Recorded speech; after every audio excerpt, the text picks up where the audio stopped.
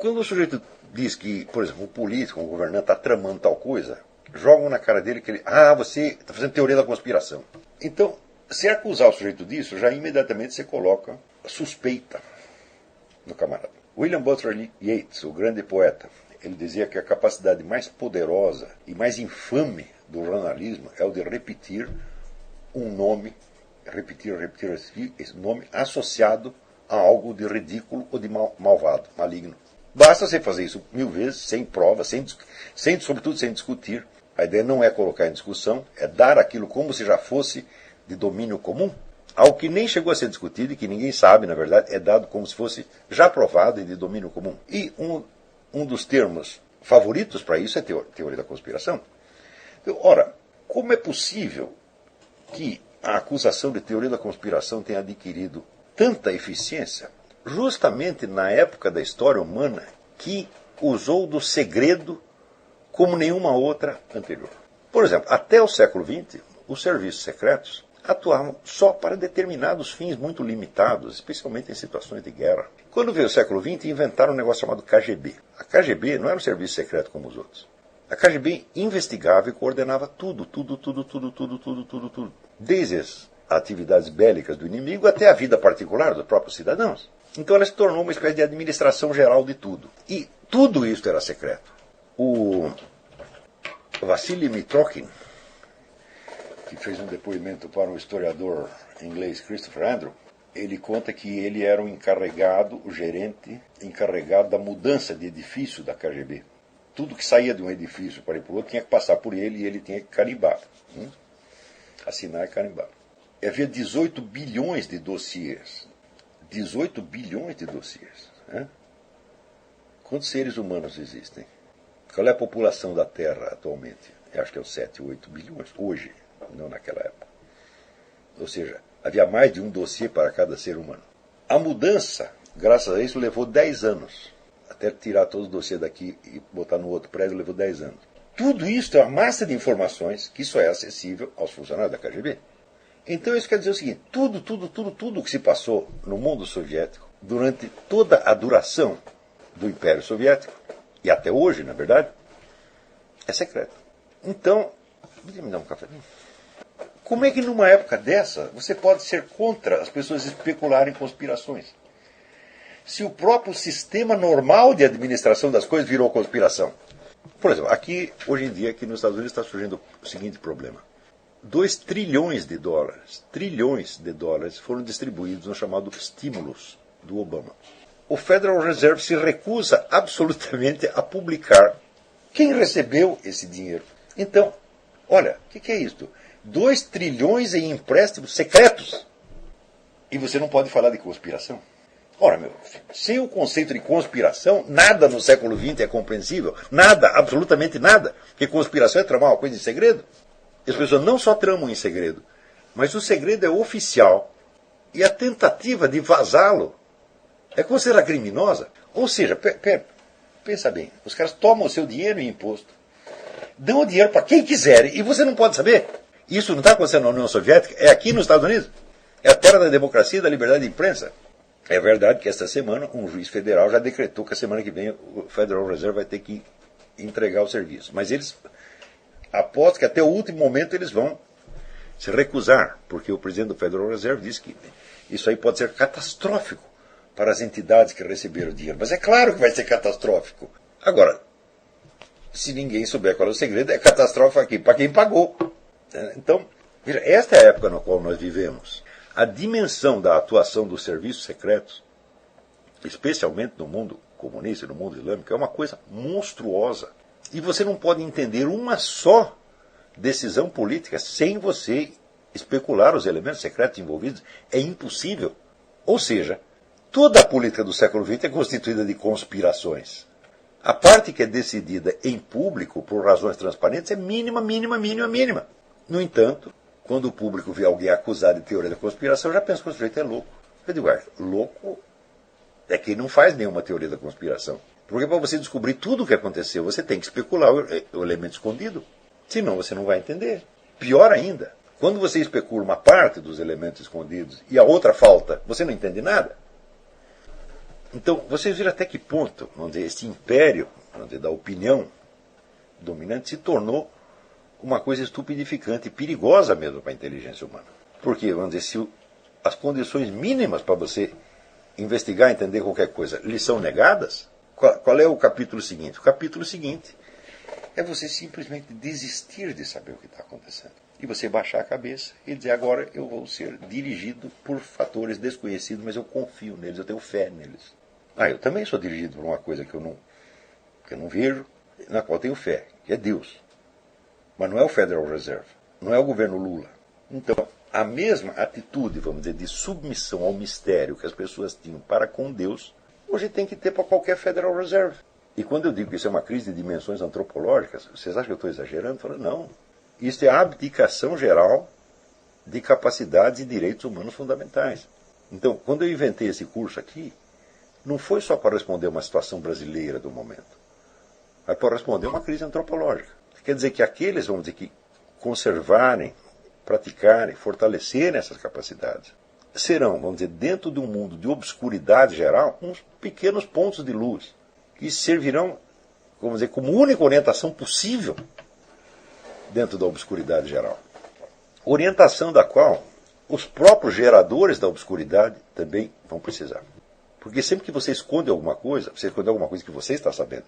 A não ser que você esconda tão bem que daí você esquece. E isso realmente acontece às vezes.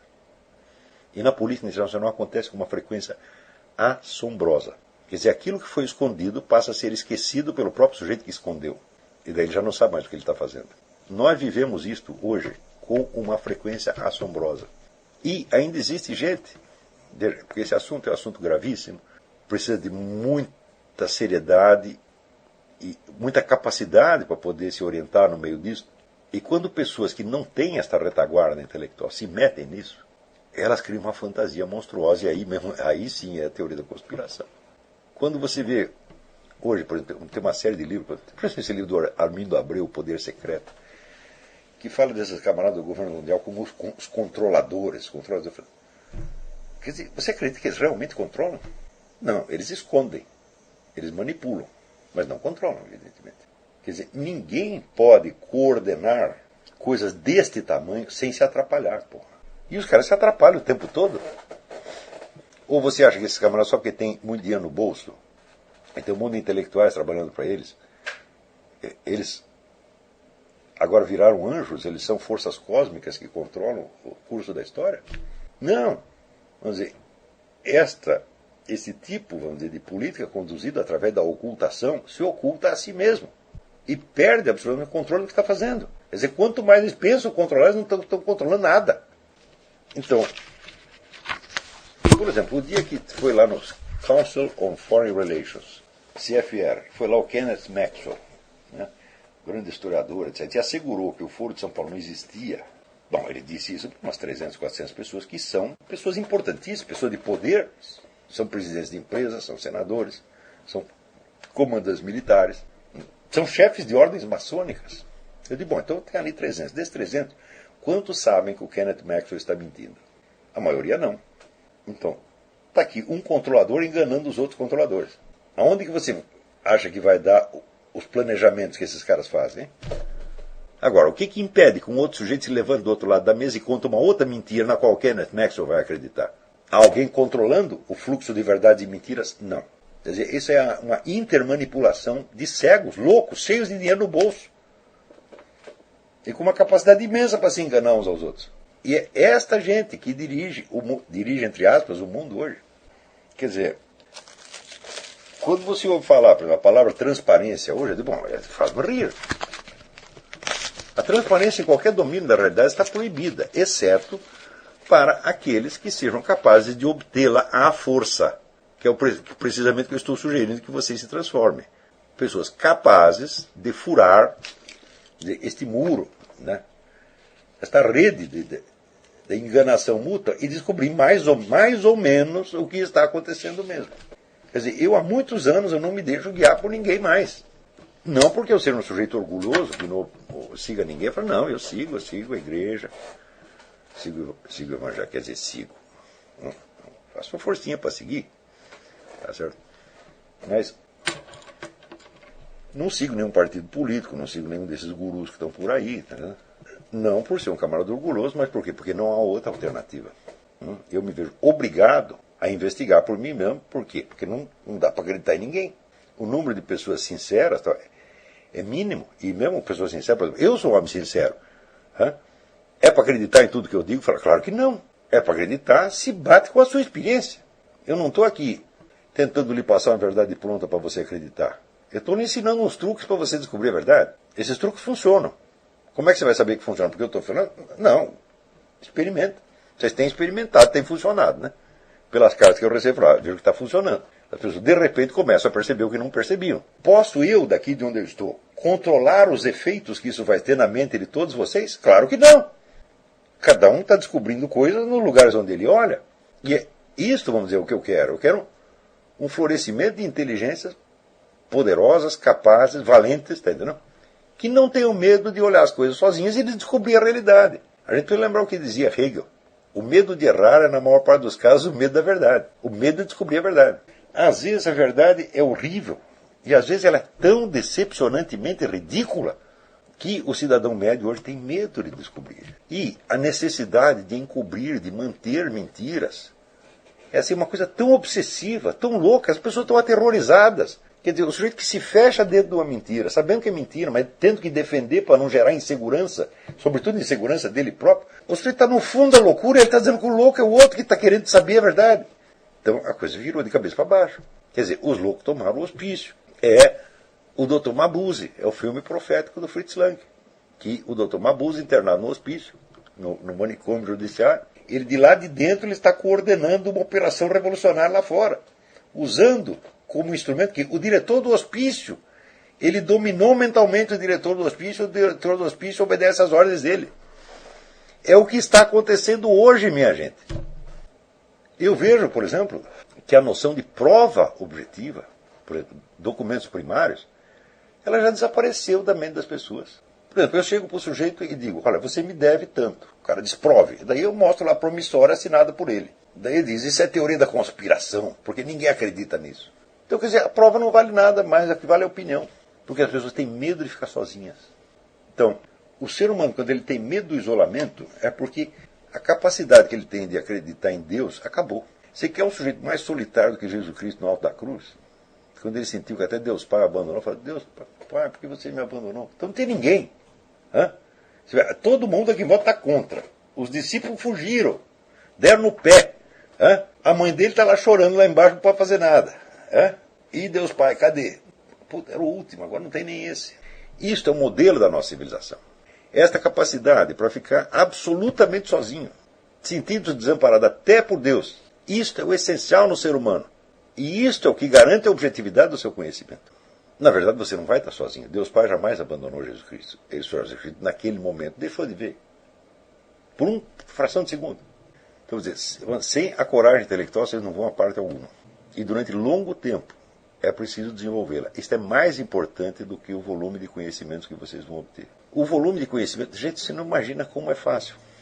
É a coisa mais fácil do mundo. Depois que você já está enquadrado, que a sua personalidade está apta a isso aí, você descobre o que você quiser quase que instantaneamente. E a sua capacidade de absorção de conhecimento é muito grande. Está aqui, a Isabela é minha testemunha. Ela já viu fazer isso. Pegar um livro em 2 dias, leio o livro inteiro, faço o resumo do livro, já está lá. Pum. 1, 2 dias. Todo mundo pode fazer isso. Para ler, por exemplo, um trabalho acadêmico médio, você não precisa de mais de 1 ou 2 dias. Então, quer dizer, você pode absorver, chegar no Goethe, 1 livro por dia. Sem dificuldade, sem drama e sem esforço. Dá para fazer isso. Agora, tudo depende do seu começo. Você tem que permanecer perto daquilo que em você está vivo e é real. É só isso, porque é dali que vem a fonte de tudo. Então, você tem que aprender que a sua consciência, vamos dizer, tem um centro. Que esse centro não é expressável em termos de autoimagem. Ele não pode ser apreendido. E, de certo modo, ele não pode ser conhecido, porque ele é você mesmo. Esse centro não é para ser conhecido, é para ser realizado. Então, é ali que você tem que estar E para isso você vai ter que jogar fora tantas autoimagens, tantas ideias erradas que tem sobre você mesmo. Praticamente você tem que jogar todas. Quando chegar uma hora que você dizer, olha, não preciso mais saber quem eu sou, não me interessa mais por mim. Eu quero saber alguma coisa. Agora, aí você entendeu o que é o ser humano, e entendeu o que é você.